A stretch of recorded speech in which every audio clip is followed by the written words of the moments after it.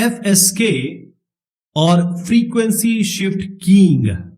FSK. This is also a digital modulation technique. So here we have carrier wave, and the frequency of the carrier signal or wave is varied or changed to represent binary 1 or 0.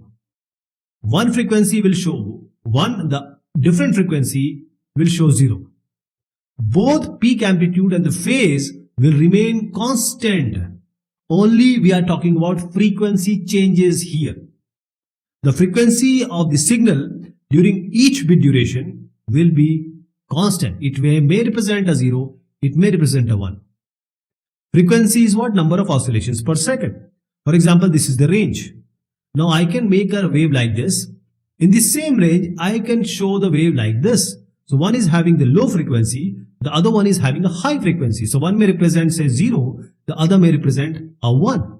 Now see here, you have the amplitude and phase are not changed, but when you have a 1, the frequency is higher, the number of oscillation or the number of waves are higher.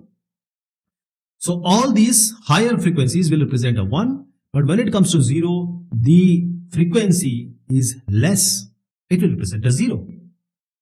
So the frequency shift keying, 2 or more different tones are used. You can also say frequency or tones.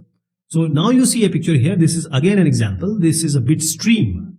Now we have 2 carrier waves, high frequency carrier wave. This is very high frequency, number of oscillations are higher. And the low frequency carrier wave, number of oscillations per second are less. When you do the FSK, whenever 1 will be shown, high frequency will be shown.